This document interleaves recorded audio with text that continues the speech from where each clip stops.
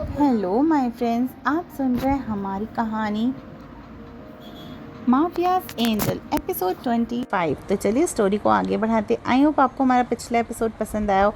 तो चलिए कहानी को आगे सुनते हैं। नेक्स्ट डे सुबह अंतरा ब्रेकफास्ट करके राजू को घर से घर में ही रहकर अपने स्टडी करने को बोलकर ऑफिस के लिए निकल जाती है और वो सीधा आरवी कंपनी की तरफ चली जाती है और अपने कैबिन में चली गई। उसको अंदर ही अंदर बहुत ज़्यादा डर लग रहा था। वो अब आरवी से नफरत नहीं खौफ खाती थी। उसके नाम और उसकी आहट से उसका जिस्म भी कांप उठता था, पर उसके पास कोई ऑप्शन भी तो नहीं था ना ऑफिस में आने के अलावा, जिसे मजबूर हो वहाँ काम करने आई थी, क्योंकि उसके पास वाकई में अभी कोई ऑप्शन नहीं था। वो बहुत ज़्यादा मजबूर थी, इसलिए अंतरा अपने कैबिन में बैठकर काम कर रही थी। तभी उसके अंदर फिर से वही खौफनाक एहसास शुरू होने लगा। उसके कानों में कदमों की आहट सुनाई देने लगी। उसका दिल बेचैनी से जोरों से धड़क रहा था। तभी वो कदम की आहट वहाँ से होते हुए चले गए। अंतरा के चेहरे पर फिर से पसीना की बूंदें आने लगी। वो अपनी जगह से उठकर वहाँ से चली गई और कैंटीन में अपने कांपते हुए हाथों के साथ कॉफ़ी बनाने लगी, जिसको देखते ही वहाँ के प्यून अंतरा के पास आकर उसके हाथों को देखते हुए कहते हैं, बेटा आपकी तबीयत ठीक नहीं है क्या? बेटा आपके हाथ इतने कांप क्यों रहे हैं? अंतरा उसकी बातें सुनकर उसकी तरफ देखते हुए अपने चेहरे पर छोटी मुस्कुराहट लाते हुए कहती है, हाँ ठीक है काका, वो बस ऐसे ही। इतना बोलते ही अंतरा उनको मुस्कुरा कर देखती है और कॉफ़ी का कप पकड़कर वहाँ से चली जाती है। प्यून उसको जाता देखते ही रहते हैं। अंतरा उस कॉफ़ी को पकड़े हुए सीधा आरविश के कैबिन के बाहर खड़ी हो जाती है। उसके हाथ पैर पूरी तरीके से ठंडे पड़ गए थे, जिससे उसका पूरा जिस्म भी कांप रहा था।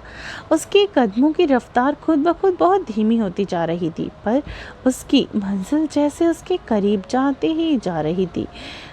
अंतरा आरविश के कैबिन के बाहर डोर के सामने खड़ी हो गई और सामने अपनी आंखों को एक बार पूरा बंद करके अपनी पूरी हिम्मत के साथ कैबिन का डोर को नॉक कर देती है। जैसे ही अंदर से एक कड़क आवाज़ आई, कमिंग। वो आवाज़ सुनते ही अंतरा का जिस्म एक पल के लिए तो कांप उठा। वो अपने कदम कैबिन के अंदर बढ़ा देती है और अंतरा के नज़ारे पूरी तरीके से, अंतरा की जो नज़रें थी वो पूरी तरीके से झुकी हुई थी। साथ ही साथ उसका पूरा जिस्म भी कांप रहा था। आरविश अपनी चेयर पर बैठकर लैपटॉप में अपनी उंगलियों को दौड़ा रहा था, पर जैसे ही उसको आभास हुआ कि कोई आया है तो वो अपना सिर उठाकर उधर देखने लगा, जहाँ अंतरा अपना सिर झुकाकर अपने हाथों में कॉफ़ी पकड़े कांप रही थी। उसकी कपकपी उसके हाथों में पकड़े कॉफ़ी से अच्छे से पता चल रही थी, जो पूरी तरीके से हिल रहा था। उसको एक नज़र देखते ही फिर से अपना ध्यान अपने कामों में लगाते हुए लैपटॉप में अपनी उंगलियां दौड़ाने लगा। अंतरा अपना सर एक बार भी उठाए बिना अपनी कांपती जुबान से साथ कहने लगी, सर आपकी कॉफ़ी। आरविश वैसे ही काम करके बोला, रख दो। अंतरा आरविश की बात सुनकर अपने कांपते हाथों से उस कॉफ़ी को आरविश की टेबल पर रखकर वहीं साइड में अपना सिर झुकाकर खड़ी हो गई।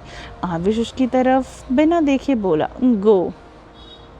वैसे ही अंतरा वहाँ से भागते हुए चली गई। उसके जाने के बाद आरविश के हाथ वैसे ही रुक गए। वो अपनी नज़रें उठाते हुए दरवाजे की तरफ देखने लगा। वैसे ही उसकी आंखें पूरी तरीके से लाल होने लगी थीं।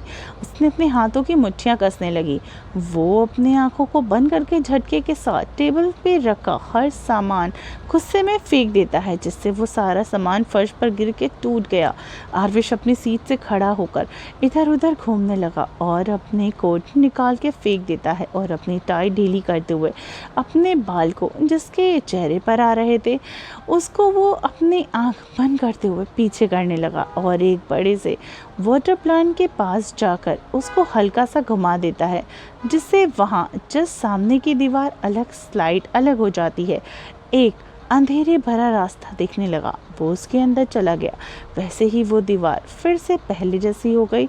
वो अंदर जाते ही एक बटन को प्रेस करता है। वैसे उस पूरे कमरे में एक रेड बल्ब जल रही थी और जहाँ चारों तरफ दीवारों पर खूबसूरत लड़की की बहुत सारी पेंटिंग्स भी लगी हुई थी।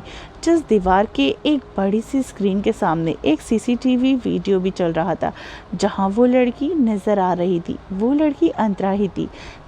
फिर पूरे रूम में अंतरा की तस्वीरें लगी हुई थी। वो रूम किसी मोहब्बत के पागल दीवाने का था, जो बयां कर रहा था कि वो किस हद तक पागल है उस लड़की के लिए। आरविश उस रूम के सारी तस्वीरों को देखने लगा। उसकी आंखों में बेहिसाब दर्द नजर आ रहा था। वो उन तस्वीरों को देखते हुए उस स्क्रीन के पास चला गया जहां अंतरा के कैबिन का वीडियो चल रहा था। वह कोने में बैठकर घुटनों में अपना सिर छुपाए रो रही थी। आरविश को एक तक उसको ऐसे देखने लगा और उसमें अपने हाथ फेरते हुए कहता है, क्यों एंजल, क्यों क्यों क्यों तुम इतना ज़्यादा डर रही हो? क्या मैं तुम्हें हैवान नज़र आता हूँ जो तुम मेरी आहट से भी इतना डर से कांपने लगती हो? क्यों क्यों अपने विष से इतना डर रही हो एंजल? क्यों क्यों आखिर? नहीं देख सकता मैं तुम्हें इस तरह खुद के वजूद पे भी कांपते हुए। मैंने सिर्फ एक गलती की, बेहिसाब मोहब्बत किया जिसमें मैं पूरी तरीके से पागल हो गया। नहीं देखा जाता तुम्हें किसी और के करीब, तुम्हारा नाम भी किसी दूसरे मर्द की ज़ुबान पर बर्दाश्त नहीं, तो तुम्हें जिसने छुआ उसका वो हश्र तो होगा ही ना। तुम मेरी हो, तुम्हें छूने का हक मेरा है, सिर्फ मेरा। तो कैसे ये बर्दाश्त करूं? चलता है मेरा दिल तुम्हारे जिस्म में। किसी और का छूना देखकर मैं कैसे बर्दाश्त कर सकता हूँ तुमसे मोहब्बत करके एंजल? क्या मैंने गलती की है? मैंने बचपन से लेकर आज तक सिर्फ और सिर्फ तुमसे मोहब्बत की, बेहिसाब मोहब्बत की। सब बोलते कि तुम नहीं हो, फिर भी देखो ये मोहब्बत को मैंने तुम्हें कैसे ढूंढ निकाला। तो क्यों तुम अपने विश को नहीं ढूंढ रही एंजल? क्यों? मैं तुम्हारे सामने हूँ, तुम्हारा विश तुम्हारे पास है, तो क्यों तुम मुझे नहीं पहचान पा रही हो? क्यों भाग रही हो मुझसे, इतना डरती हो? क्यों एंजल, क्यों? वैसे ही आरविश अंतरा की एक बड़ी सी तस्वीर के सामने खड़े होकर अपने हेयर्स को अपने कानों के पीछे कर रही थी। उस तस्वीर में अंतरा, उसको देखते हुए आरविश अपने सीने से लगाकर वहीं फर्श पर बैठ जाता है और खुद के दर्द से मुस्कुराते हुए बोलने लगा, पागल हो गया हूँ मैं, पागल। क्या किसी से इस हद तक प्यार करना गुनाह है जिसके कोई हद ना हो? बोलो ना एंजल, मैं क्या गलत किया आखिर मैंने? आरविश एक मासूम बच्चे की तरह उस तस्वीर को अपने सीने से लगाए शिकायत कर रहा था, जिसकी आवाज़ कहीं ना कहीं अंतरा के दिल तक भी सुनाई दे रही थी, जिसकी वजह से अंतरा बहुत ज़्यादा बेचैन हो रही थी और उसका दिल भी ज़ोरों से धड़क रहा था। साथ ही एक अजीब सा दर्द भी उठ रहा था उसके अंदर, जिससे वो बेचैन हो रही थी। उसको समझ नहीं आ रहा था कि आखिर ये अजीब सा दर्द क्यों हो रहा है। वो वैसे ही उसी जगह पे बैठे अपने दिल के दर्द को महसूस कर रही थी। उसको अजीब सी बेचैनी होने लगी। वो वैसे ही अपने कैबिन में एक कोने में बैठे खुद से सवाल करने लगी, ये क्या हो रहा है? मुझे इतनी तकलीफ़ क्यों हो रही है, जैसे कोई मेरा अपना मुझे पुकार रहा हो? ये क्या हो रहा है मुझे? ऐसे अचानक मेरे दिल में इतना दर्द क्यों उठ रहा है? वो अपने दिल पे हाथ रखकर ये सब सोच ही रही थी कि तभी उसका दिल ज़ोरों से धड़कने लगा। उसकी आंखें बड़ी होने लगी, उसका चेहरा पसीने से भरने लगा। वो खुद से बोलने लगी, विश। ऐसे ही पूरे ऑफिस का टाइम निकल गया। इस पूरे वक्त आरविश एक बार भी अंतरा को अपने सामने या अपने कैबिन में नहीं बुलाता है और अंतरा को इस बात का सुकून भी मिल रहा था कि उसको उस इंसान ने नहीं बुलाया, और साथ ही साथ पता नहीं क्यों उसको बहुत बुरा भी लग रहा था। वो समझ नहीं पा रही थी कि उसको इतना अजीब क्यों लग रहा है, जबकि उसको तो खुश होना चाहिए कि उस शैतान ने आज उसको किसी भी तरीके से टॉर्चर नहीं किया। पर उसका दिल जानता था उसको इस बात का कितना फ़र्क पड़ रहा था। वो अपने दिमाग में सारे ख्यालों को निकाल कर अपने कैबिन से निकल कर वहाँ से जाने लगी। तभी उसके कदम खुद ब खुद रुक गए। वो ना चाहते हुए भी पलटकर एक बार आरविश के कैबिन की तरफ देखने लगी और कुछ ही देर में वैसे ही देखने के बाद वो वहाँ से निकल गई। आरविश लगभग रात के 10 बजे अपनी फैमिली हाउस यानी ओबरॉय विला में पहुंचा, जो उसके खुद के विला से लगभग 10 गुना ज़्यादा बड़ा और खूबसूरत था। उसकी फैमिली में सिर्फ उसकी माँ ही थी। पहले दिल्ली में रहती थी, अब आरविश के यहाँ होने की वजह से वो 2 दिन पहले ही यहाँ आ गई हैं। आरविश विला के अंदर जाते हुए हुए जैसे ही अपने कदम सीढ़ियों की तरफ रखता है, वैसे ही पीछे से एक मधुरता से भरी आवाज़ आई, आप आ गए बेटा। वैसे ही आरविश के कदम अपनी जगह रुक जाते हैं। वो पीछे पलटकर देखने लगा जहाँ उसकी माँ कावेरी खड़ी थी। कावेरी ओबरॉय मुस्कुराते हुए खड़ी हुई और वो उसको देखते अपने चेहरे पर हल्की सी मुस्कुराहट लाकर उसके पास चली गई और उनको देखते हुए कहता है, मॉम आप अभी तक सोई नहीं। कावेरी जी उसके गालों को छूते हुए उसके चेहरे को देखते हुए कहने लगी, जिसके बच्चे की नींद उड़ी हो उस माँ को कैसे नींद आ सकती है। आरविश उनकी बातों को सुनकर थोड़ा असमंजस से बोलने लगा, आप क्या बोल रही हैं मम्मा। कावेरी जी उसका हाथ पकड़कर डाइनिंग टेबल के पास ले जाते हुए बोलने लगी, खुश नहीं चल रहा, पहले डिनर कर लेते हैं। मुझे पता है तूने दोपहर से कुछ नहीं खाया होगा आरविश, पर मम्मा मुझे भूख नहीं है, जब लगेगी तो मैं खुद खा लूँगा, आप जाएं आराम कीजिए। कावेरी जी उसको टेबल पर बैठाते हुए, मुझे पता है तुझे भूख नहीं है, फिर भी तुझे खाना पड़ेगा। ये बोलते हुए कावेरी जी उसकी प्लेट में डिनर को सर्व करती हैं और आरविश ने तरफ अपने हाथों से एक निवाला बढ़ा देती हैं, जिसको देखकर आरविश ना चाहते हुए भी खाना खाने लगता है। आरविश वहीं कावेरी जी उसको वैसे ही प्यार से खिलाते हुए देख रही थी। आरविश भी खाते हुए उनको ही देख रहा था। तभी कावेरी जी लगभग आरविश को पूरी तरीके से खिलाते हुए बोलने लगी, मेरे घर की लक्ष्मी को कब लाएगा आरविश। आरविश कावेरी जी की बातों को सुनकर उनकी तरफ देखते हुए बोलने लगा, आप क्या कह रही हैं मम्मा, कौन सी लक्ष्मी, मैं कुछ समझा नहीं। कावेरी जी आरविश को लास्ट वाला निवाला खिलाते हुए बोलने लगी, एंजल। कावेरी जी की बातें सुनकर आरविश खाते खाते रुक गया और उसके चेहरे के भाव पूरे तरीके से बदल गए। वो अपनी जगह से उठते हुए अपने कदम आगे बढ़ाते हुए कहने लगा, वो मुझे नहीं मिली है मम्मा, जब मिलेगी तो मेरे साथ होगी। कावेरी जी उसको जाते देखकर फिर बोली, अंतरा शर्मा कौन है आरविश, आपकी पर्सनल सेक्रेटरी या कुछ और। वैसे ही आरविश के कदम अपनी जगह पर जम गए। कावेरी जी उसके पास आते हुए बोलने लगी, जो आरविश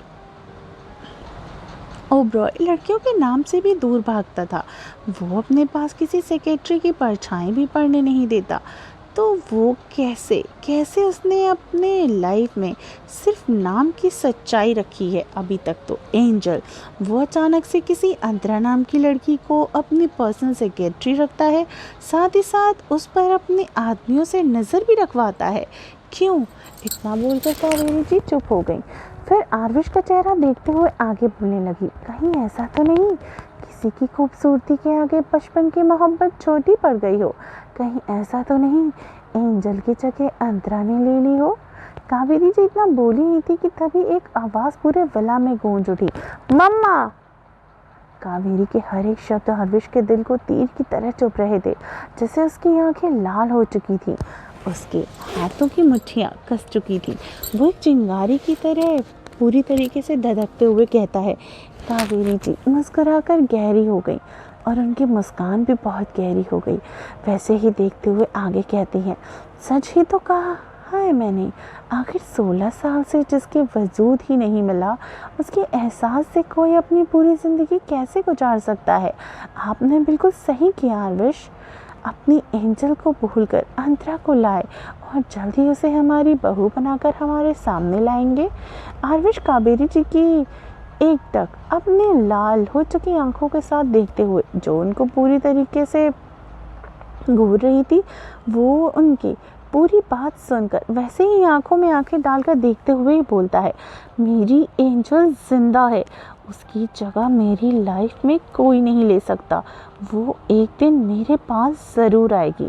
कावेरी जी वैसे ही जवाब देते हुए बोलने लगी, आएगी या आ चुकी है। कावेरी जी की बातें सुनकर आरविश उनको एकटक देखने लगा। कावेरी जी मुस्कुराते हुए आगे बोलने लगी, एंजल की रियलिटी ना आपको थी ना हमें, पर अंतरा की सच्चाई तो पता है ना विश। फिर थोड़ा रुक कर आगे बोलने लगी, मोहब्बत को पहचानने की नहीं, एहसास की ज़रूरत होती है। आपकी मोहब्बत, आपकी एंजल, हमारी अंतरा यानी शर्मा बिजनेसमैन यानी अजीत शर्मा की डॉटर है ना विश। आई होप फ्रेंड्स आपको ये स्टोरी पसंद आई हो। कहानी के अगले एपिसोड को सुनने के लिए स्टोरी को बहुत सारा प्यार दीजिए, लाइक सब्सक्राइब और शेयर कीजिए और कमेंट करके बताना ना भूलिएगा कि आपको ये कहानी कैसी लगी। तो चलिए मिलते हैं कहानी के अगले एपिसोड में। अपना ख्याल रखिए और सुनते रहिए माफियाज एंजल सिर्फ टिनी एफएम जान के साथ।